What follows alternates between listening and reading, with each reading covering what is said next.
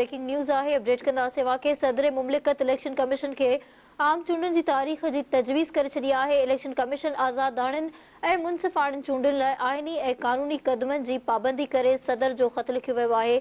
आम चूंडूं 6 नवंबर ताईं थियणु घुरिजनि। सदर डॉक्टर आरिफ अलवी जो चीफ इलेक्शन कमिश्नर खे ख़त लिखियो वियो आहे। सदर जे ख़त ते चीफ इलेक्शन कमिश्नर हंगामी इजलास सॾाए वरितो आहे। ख़त जो जाइज़ो वरितो वेंदो। इजलास में इलेक्शन कमीशन तरफ़ां सदर जी तजवीज़ कयल तारीख़ रद्द करण जो इम्कान आहे। ख़बर ॾियूं पिया सदर मुमलिकत इलेक्शन कमीशन के आम चूंडनि लाइ तारीख़ तजवीज़ करे छॾी आहे।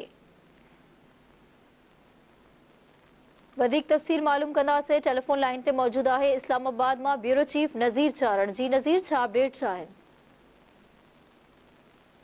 आरिफ अली तरफ़ां अॼु चीफ इलेक्शन कमिश्नर खे हिकु ख़त लिखी जेकी ईंदड़ चूंडूं आहिनि उन बाबति जेके आहे सो तजवीज़ ॾिनी आहे त ईंदड़ चूंडूं जेके आहिनि सो 6 नवंबर ते कराई वञनि। इहो आइन जी घुरिज बि आहे त जेको आहे सो ईंदड़ चूंडूं जॾहिं क़ौमी असेंबली जेका आहे सो ख़तमु कई वेंदी आहे त उन खां पोइ 90 ॾींहंनि जे अंदरि जेको आहे सो आम चूंडूं कराई वेंदियूं आहिनि। अहिड़े तरीक़े सां इन सिलसिले में अॼु सदर मुमलिकत तरफ़ां चीफ इलेक्शन कमिश्नर खे ख़त लिखियो वियो आहे त आइन तहत जेको आहे सो 9 अगस्त ते क़ौमी असेंबली ख़तमु कई वई हुई वज़ीर आज़म जे हिदायत ते।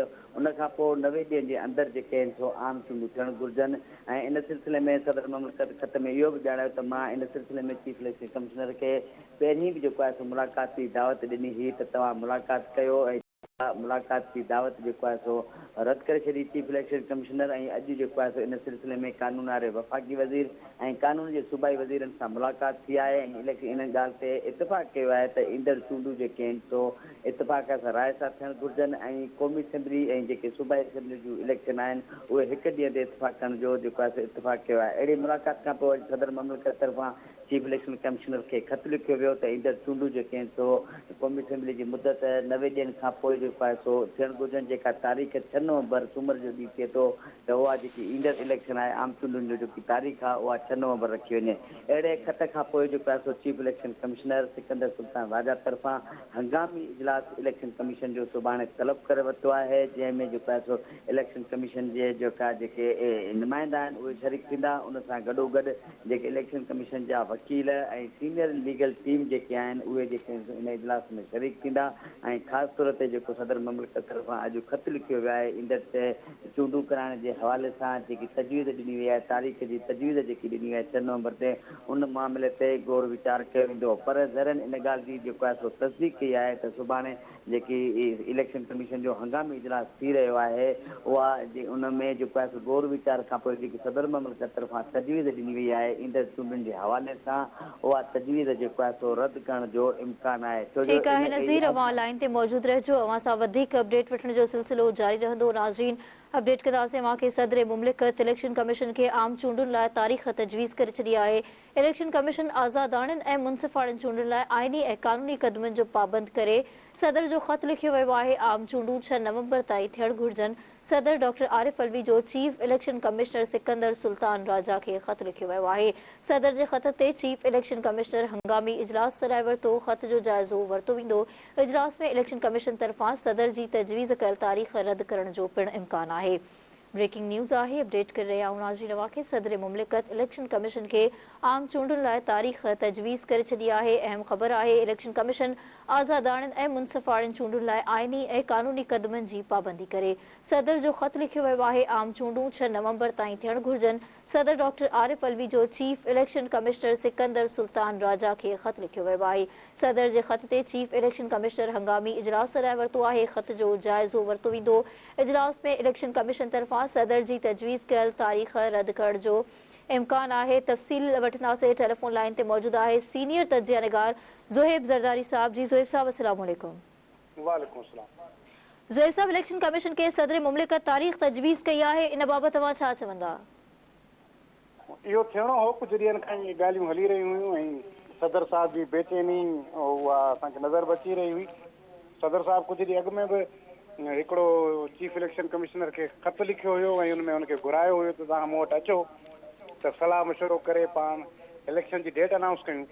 ऐं उनजो जवाबु सदर खे मिली वियो, पर तॾहिं बि शायदि सदर साहब खे सुकून न आयो। उन पंहिंजी सॼी न सिर्फ़ु पाकिस्तान जे अंदरि बल्कि सॼी दुनिया में पंहिंजे मनसब खे लॼायईं त भई हिकिड़ो कहिड़ो इहो मुल्क आहे जंहिंमें सदर जी जेका ॻाल्हि नथी मञी वञे या को इदारे जो सरबराह मुल्क जे सरबराह खे चए थो त मां तोसां नथो मिली सघां। असल में इन में इलेक्शन कमिश्नर जी ग़लती न आहे। सदर साहब खे शायदि अञा ताईं यकीन नथो अचे त इलेक्शन कमीशन जो जेको अख़्तियार आहे उहो हू पाण इस्तेमालु करे रहियो आहे ऐं जेको इलेक्शन जी तारीख़ ॾियणु ऐं उनजो समूरा जेके मामला आहिनि उहे इलेक्शन कमीशन जे हवाले आहिनि। बाक़ी जेका एग्ज़िक्यूटिव आहे या जेके ॿिया इदारा आहिनि उन्हनि जो कमु फैसिलिटेट करणु आहे, उन्हनि जो कमु मुआविनत करणु आहे, मदद करणु आहे।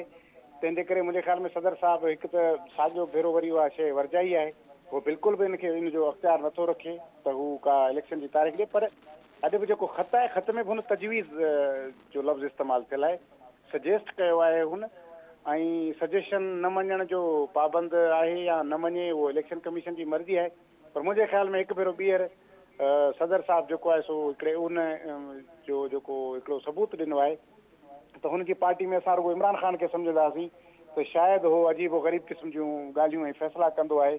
आइन हुनखे नज़र नथो अचे, कानून इदारा हुनखे नज़र कोन था अचनि। पर अॼु हिन सदर साहिबु इहो साबित करे छॾियो आहे त हुनखे बि का घणे भाङे शयुनि जी जेका ॼाण कान्हे।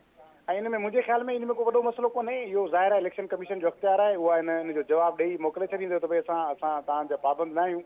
पर मसइलो मां साॻी ॻाल्हि कंदुसि उहे ख़्वारी ख़राबी जी आहे त ऐवान सदर जी वरी हिकु भेरो ॿीहर ख़्वारी सॼी दुनिया जे अंदरि थींदी त उनखे वरी बि न मञियो वियो। त उनजे ख़्याल में इन वारा असांखे अलाए कहिड़ी बेचैनी आहे जो हू इन इलेक्शन खे ॿिए नमूने सां हिकिड़ो जल्दी खणी वञणु चाहे थो।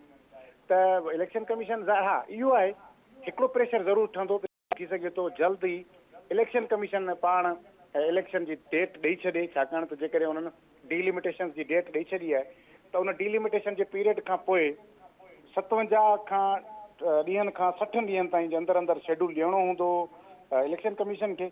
उन हिसाब सां थी सघे थो हाणे इलेक्शन कमीशन ते इहो थोरो को प्रेशर ठहे त हू डेट ॾिए। पर डेट इहा न हूंदी, डेट फेबरवरी या मार्च जी थी सघे थी।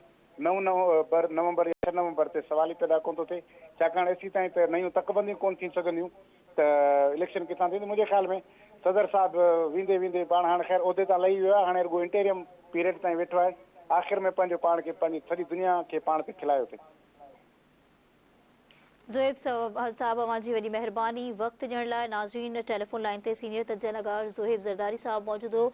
ब्रेकिंग न्यूज़ आहे, हिकु भेरो ॿीहर अपडेट कंदासीं अवां खे। सदर मुमलिकत इलेक्शन कमीशन खे आम चूंडुनि लाइ तारीख़ तजवीज़ करे छॾी आहे। इलेक्शन कमीशन आज़ादाणनि ऐं मुनसिफ़ाणनि चूंडुनि लाइ आइनी ऐं क़ानूनी क़दमनि जी पाबंदी करे सदर जो ख़त लिखियो वियो आहे। आम चूंडूं 6 नवंबर ताईं थियणु घुरिजनि। सदर डॉक्टर आरिफ अलवी जो chief election commissioner Sikandar Sultan राजा खे ख़त लिखियो वियो आहे। टेलीफोन लाइन ते मौजूद आहे कानूनदान इरफान महबूब चांग साहब। जी इरफान साहब अस्सलाम वालेकुम। जी वालेकुम सलाम। इरफान, इलेक्शन कमीशन के सदर मुमलिकत तारीख़ तजवीज़ कई आहे, इन बाबति तव्हां छा चवंदा? ॾिसो, इन समूरे मामले में 4 जेके सवाल आहिनि या मामला आहिनि जेके बहस हेठि आहिनि। सभ खां अवल त इहो आहे त आरिफ अलवी साहब इलेक्शन कमीशन खे ख़त लिखियो आहे ऐं उन ख़त में हुन हिकिड़ी तारीख़ तजवीज़ कई आहे। पहिरियों सवाल इहो आहे त छा सदर साहब खे इहो अख़्तियार आहे त हू चूंडुनि जी तारीख़ जो ऐलान करे। ॿियो सवाल इहो आहे त छा इलेक्शन कमीशन पाबंद आहे त हू सदर साहब जी जेका एडवाइज़ आहे उन ते अमल करे। ऐं टियों सवाल इहो आहे त छा मौजूदा सूरत हाल में 90 ॾींहंनि अंदरि चूंडूं थी सघनि थियूं। आइन जेतोणीकि वाज़े आहे त 90 ॾींहंनि में इलेक्शन थियणियूं आहिनि, पर मौजूदा सूरत हाल में ईअं थींदे नज़र न पियो अचे त स्टेक होल्डर ख़ासि तौर ते जेका इलेक्शन कमीशन आहे उनखे छा करणु खपे। हाणे पहिरीं ॻाल्हि त शायदि प्रेसिडेंट साहब इलेक्शन जी तारीख़ जो ऐलान कयो आहे त ईअं बिल्कुलु बि न आहे। हुन बींग सुपरवाइज़र ऑफ मुमलिकत हिकिड़ो ख़त लिखियो आहे इलेक्शन कमीशन खे, जंहिंजी आइनी ज़िम्मेदारी आहे त हू 90 ॾींहंनि जे अंदरि चूंडूं कराए। पंहिंजी ज़िम्मेवारी यादि ॾियारे थो ऐं हिकिड़ी तारीख़ बि तजवीज़ करे थो त 6 नवंबर ताईं 90 ॾींहं पूरा थियनि था। इन जे करे 6 नवंबर ताईं अॻु में या 6 नवंबर ताईं तव्हांखे इलेक्शन कराइणियूं आहिनि।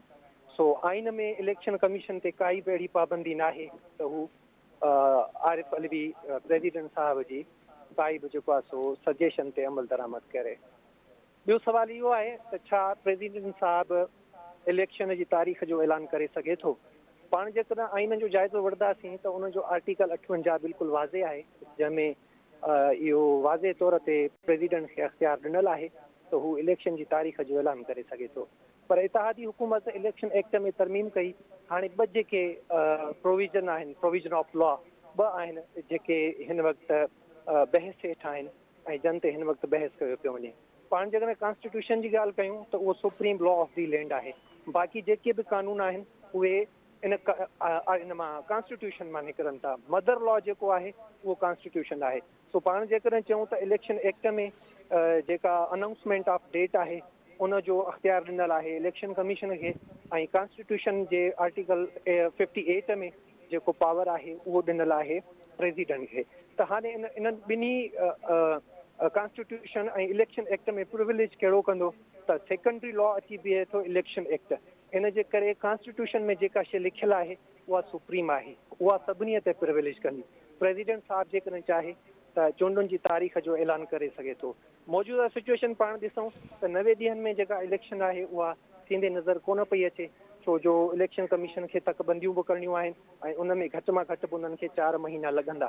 4 महीना लॻंदा, पोइ वरी 54 ॾींहंनि जो उन्हनि खे इलेक्शन शेड्यूल ॾियणो आहे, यानी फेबरवरी ऐं मार्च जेको अॻियों साल आहे उन में इलेक्शन थी सघनि थियूं। सो मौजूदा जेका कंडीशन आहे इन में मुंहिंजो जेको लीगल ओपिनियन आहे त इलेक्शन कमीशन जो पाण मुरादो हिकिड़ो फ़ैसिलो करे बहितर आहे त हू जेका सुपीरियर कोर्ट आहे, सुप्रीम कोर्ट ऑफ पाकिस्तान, इहो मामिलो ओॾे ई खणी वञनि त जीअं उहा शइ उते डिसाइड थी सघे। इरफान अवां जी वॾी महिरबानी, क़ीमती वक़्त मां वक़्तु ॾियण लाइ। नाज़रीन, ब्रेकिंग न्यूज़ आहे, अपडेट कंदासीं अवां खे। सदर मुमलिकत इलेक्शन कमीशन खे आम चूंडुनि लाइ तारीख़ तजवीज़ करे छॾी। इलेक्शन कमीशन आज़ादाणनि ऐं मुनसिफ़ाणनि चूंडुनि लाइ आइनी ऐं क़ानूनी क़दमनि जी पाबंदी करे सदर पारां इहो ख़त लिखियो वियो आहे। आम चूंडूं 6 नवंबर ताईं थियणु घुरिजनि। सदर डॉक्टर आरिफ अलवी जो chief election commissioner Sikandar Sultan राजा खे ख़त लिखियो वियो आहे। सदर जे ख़त ते चीफ इलेक्शन कमिश्नर हंगामी इजलास सॾाए वरितो आहे। ख़त जो जाइज़ो वरितो वेंदो।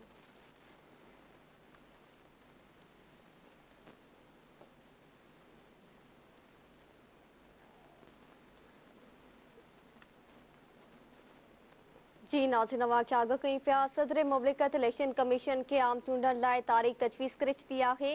इलेक्शन कमीशन आज़ादाणनि ऐं मुनसिफ़ाणनि चूंडनि लाइ आइनी ऐं क़ानूनी क़दमनि जी पाबंदी करे सदर ख़त लिखियो आहे।